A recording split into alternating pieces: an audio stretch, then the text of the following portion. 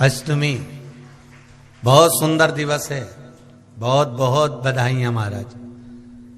सोमवार की अष्टमी का मतलब आपको इंदौर की कथा में बताया था, जिस दिन शंकर और पार्वती के मिलन का दिवस हो। और केवल एक माता पार्वती के अकेले मिलन का नहीं, 64 योगनिया तक भगवान शंकर से मिलने के लिए आती है। जिस लड़के की शादी नहीं हो रही हो, सोमवार की अष्टमी पड़ने पर एक लाल फूल चंदन में लगाकर, जहां पर अशोक सुंदरी का स्थान है, उस अशोक सुंदरी वाले स्थान पर ले जाकर, अगर सोमवार की अष्टमी पड़ने पर लड़का या लड़की जिसका विवाह नहीं होता वो चढ़ा देता है, मात्र 3 महीने में उसका विवाह पक्का हो जाता है। मात्र 3 महीने।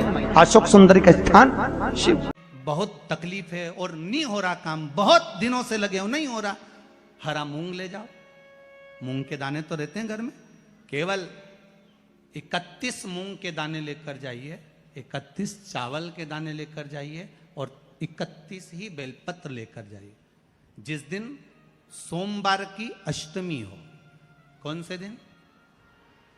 सोमवार की अष्टमी हो, उस दिन शंकर जी के मंदिर में जाओ, 3 चीज लेकर जाओ, मूंग के दाने, चावल, बेलपत्र। चावल जो 31 लेकर गए हो, अपनी कामना कर कर शंकर जी की देहली पर रख दो, चौखट पर, कहीं पर भी एकांत में उसको रख दिया जाए। मूंग के जो दाने लेकर गए हो 31, वो नंदी के पास में, जो नंदी का पांव ऊंचा रहता है उस पांव के पास रख दीजिए। और जो 31 बेलपत्र लेकर गए हो, वो 31 बेलपत्र अशोक सुंदरी वाली जो जगह है, आपको पहले बताया है कथा में, अशोक सुंदरी जी का स्थान, ये शिवलिंग, ये जलाधारी जहां से पानी बहता है, उसके बीच में एक मोटी सी लाइन होती है, जो शंकर भगवान की छोटी लड़की अशोक सुंदरी का स्थान है। शिव जी के 13 बच्चे हैं, 13 बच्चे में सबसे छोटी लड़की अशोक सुंदरी यहीं पर विराजमान होती है, जहां से पानी नीचे गिरता है। प्रत्येक शिवलिंग के सामने एक मोटी सी लाइन होगी, उस मोटी सी जो लाइन है अशोक सुंदरी, वहां पर जो 31 बेलपत्र लेकर गए हो, अपनी कामना कर कर पीला चंदन, लाल चंदन लगाकर उस पर समर्पित करते जाओ। उसकी डंडी जहां से पानी बहता है उस ओर होना चाहिए। आप निवेदन कर कर देखो, एक सोमवार की अष्टमी पर कर कर देखना, दूसरी सोमवार की अष्टमी आएगी, अपने आप आपका काम हो गया होगा। बाबा से निवेदन तो करो, क्यों भटक रहे? एक मात्र शिव मंदिर में झाड़ू लगा रही हैं अहिल्याबाई, साधारण सा भाव है, केवल एक झाड़ू। कई लोग कहते हैं महाराज जी, आप कहते हो मंदिर में जाकर झाड़ू लगाओ, पोछा लगाओ, तो जो हमने मंदिर में रख रखा है, स्वीपर आदि आदि जो भी सेवा करने वाला है, काम करने वाला है, वर्कर है, वो कर रहा है, तो हम क्यों करें? अरे भाई, एक बात याद रखना, आप सबसे पूछना चाहूंगा, आप लोग कहते हो कि मंदिर की सफाई जो वर्कर रखा है उसे करना चाहिए, मंदिर की सफाई जो पुजारी रखा है उसको करना चाहिए। मैं आपसे पूछना चाहता हूं कि आपके घर में जो तिजोरी है, दिवाली पे उसकी सफाई कौन करता है? नौकर करता है? अरे बोलते तो जाओ। नौकर करेगा? नहीं। वर्कर करेगा? नहीं। स्वीपर करेगा? नहीं। तिजोरी की सफाई कोई दूसरा नहीं करता, तिजोरी की सफाई हमें करना होती है। उसी तरह मंदिर की सफाई ना पुजारी करे, ना कोई वर्कर करे, जो दर्शन करने जाए वो करे, क्योंकि ये तिजोरी है हमारी, ये तिजोरी है हमारी, यहां से हमें मिलता है, ये मेरा देव अधिदेव महादेव देता है। और धतूरे का फूल,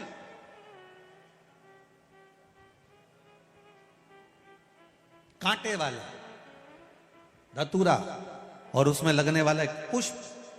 आस्था चैनल पर आप लोग देख रहे होंगे धतूरे के फूल का दर्शन। धतूरा और धतूरे का पुष्प, छोटा सा पौधा है, ज्यादा बड़ा नहीं है, कांटा लग रहा है, धतूरा लग रहा है, और उसमें भी साधारण धतूरा नहीं, जिस धतूरे के नीचे की डंडी लाल कलर की होती है, अगर वो सोमवार की अष्टमी को देव अधिदेव महादेव को समर्पित करी जाती है, तो उसके घर में कभी संपदा की कमी नहीं होती है। वो धतूरा है, साधारण नहीं है। धतूरे में भी लाल डंडी, जैसे धतूरा गोल होता है उसके नीचे एक छोटी सी डंडी, देखा है आप लोगों ने? अरे देखी कि नहीं देखी बोलो? धतूरा देखा है ना? धतूरे के अंदर एक नीचे छोटी सी डंडी होती है, जब तोड़ोगे तो वो डंडी का कलर अगर लाल है, वो डंडी का कलर अगर लाल है, और कभी हम तो कहेंगे जैसे बड़ी बीमारी जिसको हो जाती है, लीवर, किडनी, कैंसर आदि आदि बड़ी बीमारियों से जो जूझ रहा होता है, प्रयास करो, प्रयास महामृत्युंजय का जाप कर कर, महामृत्युंजय का स्मरण कर कर, एक लाल डंडी का धतूरा प्रयास करना, एक धतूरा मिल जाए या 5 धतूरे मिल जाए किसी भी एकांतेश्वर महादेव पर, जो शिव मंदिर एकांत में हो, जहाँ कोई जाता आता नहीं हो। वैसे तो अब बहुत मुश्किल है कि ऐसा मंदिर मिल जाए जहाँ कोई जाता आता नहीं हो, पहले की बात दूसरी है, अब बात दूसरी है।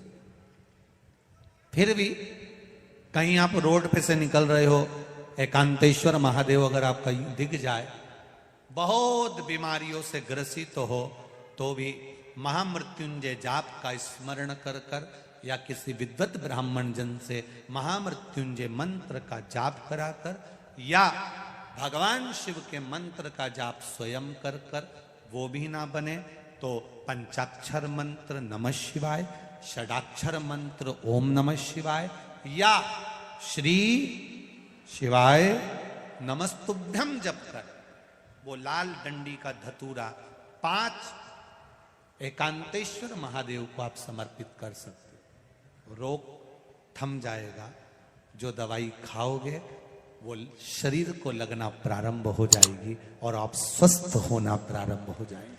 अगर बड़ा रोग है, देवी शंकर के मंदिर में जाओ, शिव जी का पूजन कर कर जब वापिस आओ, तो शंकर भगवान के मंदिर में जो बाहर नंदी बैठता है, उसके कानों में ओम नमः शिवाय बोलकर अपने मन की कामना उसके कानों में बोलकर आप आ जाइए, आपकी कामना 3 महीने में पूरी हो जाती है।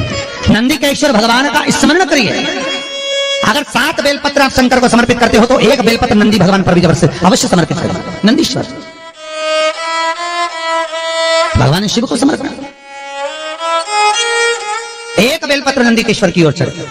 और बहुत ध्यान दीजिए महाराज, अगर कोई काम अटक रहा है, नहीं हो रहा, बहुत प्रयास करा, तो भगवान शंकर के मंदिर में 5 बेलपत्र चढ़ाइए। और शंकर भगवान की जो छोटी लड़की है अशोक सुंदरी, आपको बताया था ना अशोक सुंदरी का स्थान, भगवान शंकर की 6 लड़कियां हैं, उसमें से सबसे छोटी लड़की अशोक सुंदरी की जगह पर 1 बेलपत्र चढ़ाइए। फिर 1 बेलपत्र नंदीकेश्वर पर चढ़ाइए। और नंदीकेश्वर पर चढ़ाने के बाद भगवान शंकर के मंदिर के बाहर चौखट पर दिया लगा दीजिए साइड में, और फिर अपने घर पर आ जाइए, आपका कार्य सफल होना प्रारंभ हो जाएगा। नंदीकेश्वर भगवान नंदीकेश्वर का स्मरण कर लेने पर जीव आनंद सुख की अनुभूति करता है, आनंद सुख को पाता। भगवान नंदीकेश्वर का पूरी दुनिया में केवल एक केदारनाथ ही एक ऐसा है जहां पर ओम कुंड विराजमान है। कौन सा कुंड है वहां पर? ओम कुंड।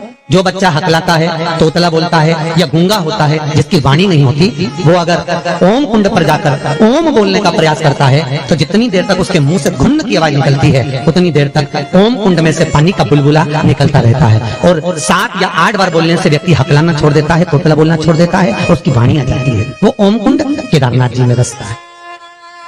कहां बसता है? केदारेश्वर।